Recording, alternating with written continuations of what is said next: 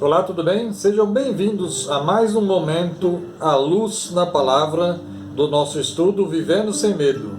Tudo bem com vocês? Esse é o nosso quarto vídeo. Já vimos nos nossos vídeos passados a introdução sobre o Vivendo Sem Medo. Vimos também, falamos sobre o medo nos faz olhar para trás ao invés de avançar. Já vimos também que o medo nos faz viver com limitadas bênçãos em vez de fé. Se você não assistiu esses vídeos, procure aí no YouTube, se você nos acompanha no YouTube, o nosso estudo Vivendo Sem Medo, ou procure no Facebook, no Instagram, na nossa página, a Luz da Palavra, e veja os outros 3 vídeos que está bênção demais. Vamos lá, vamos seguir com o nosso estudo. Hoje vamos falar sobre o medo nos faz viver com divisão no amor e amizades. Números 14, do versículo 5 a 9, a palavra do Senhor diz assim: Então Moisés e Arão caíram sobre seus rostos perante todo o ajuntamento dos filhos de Israel. E Josué, filho de Num, e Caleb, filho de Jefoné, dos que espiaram a terra, rasgaram suas vestes e falaram a toda a congregação dos filhos de Israel, dizendo: A terra pela qual passamos a espiar é a terra muito boa.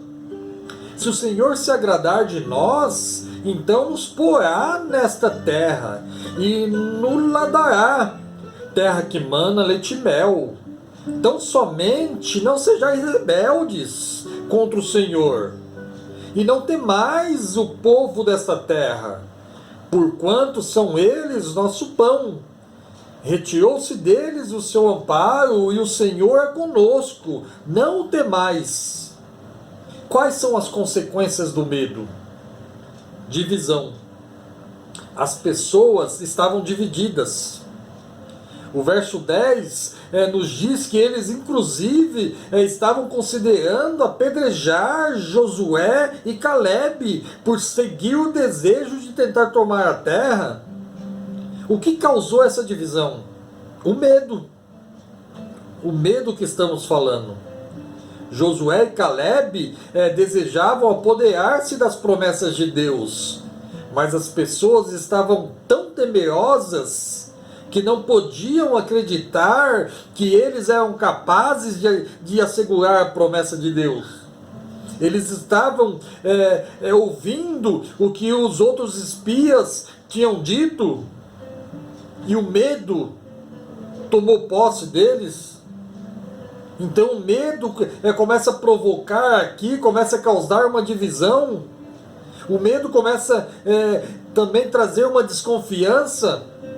Quando estamos com medo, a tendência é ter desconfiança. Nós ficamos céticos das opiniões dos outros e duvidamos do motivo dos outros. O medo causa uma desunião, o medo divide, mas a palavra do Senhor diz que o amor ardente une. O medo causa uma deslealdade, o medo nos faz perder o respeito e a consideração pelos que não compartilham desse nosso medo. Então o medo causa divisão. O medo causa divisão nos relacionamentos, o medo causa divisão em casamentos, o medo causa divisão em amizades e no nosso ambiente de trabalho o medo também causa essa divisão. Amados, é hora de nós trocarmos o medo pela coragem. Nosso casamento depende dela, da coragem. Não podemos viver com medo do que poderia acontecer. Nossas amizades dependem dela, da coragem. Eu quero também te dizer que a nossa saúde espiritual depende também de trocar o medo pela coragem e enfocar o melhor de Deus para as nossas vidas, para nós. Nós nunca iremos chegar a grandes alturas para o Senhor se estamos constantemente vivendo com medo de onde a vontade de Deus pode nos levar. A vontade de Deus nunca irá levá-lo aonde a graça de Deus não pode mantê-lo. Vou repetir. A vontade de Deus nunca irá levá-lo onde a graça de Deus não pode mantê-lo. Nós devemos simplesmente amar o Senhor e deixar Ele nos levar onde Ele quer. Então já vimos que o medo nos faz olhar para trás ao invés de progredir. O medo nos faz viver com limitadas bênçãos em vez da fé. O medo nos faz viver com divisão no amor e nas amizades. E para encerrar esse estudo, o medo nos faz esquecer o plano de Deus para nós. Números 14, versículo 3, a palavra do Senhor diz assim: E por que nos traz o Senhor a esta terra, para cairmos à espada? E para que nossas mulheres e nossas crianças sejam por presa? Não seria melhor voltarmos ao Egito? O medo cega. O povo permitiu o medo levá-los a esquecer o plano de Deus.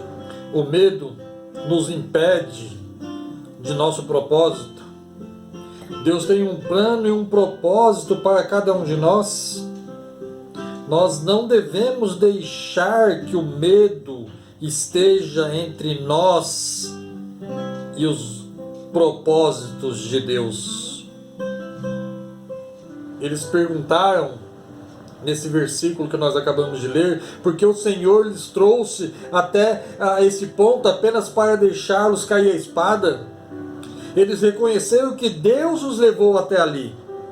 Nós vimos que eles falou que Deus havia levado eles até ali. Mas o medo os levou a deixarem de lado a fé na promessa de Deus e se substituir com a mentira de que eles não eram capazes de tomar a terra que Deus havia prometido. O medo amarra. O medo é uma ferramenta favorita do diabo. O medo é uma ferramenta favorita do nosso inimigo. Ele usa o medo para nos impedir de seguir e fazer a vontade de Deus para as nossas vidas. Amados, Deus não é Deus do medo, não é o Deus do medo. Satanás é o autor do medo.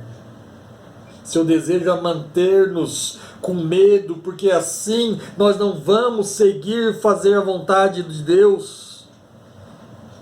Isso podemos colocar em todas as áreas das nossas vidas, no nosso casamento, na nossa área financeira, na nossa área sentimental, na nossa área espiritual, nos nossos relacionamentos.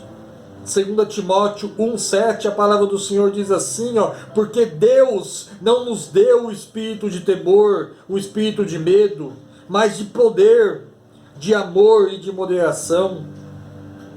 Deus não nos deu um espírito de temor, Deus nos deu um espírito de poder, de amor e de autodisciplina. Fica aqui uma pergunta.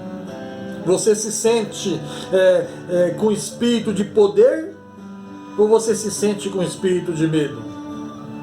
Examine-se a si próprio.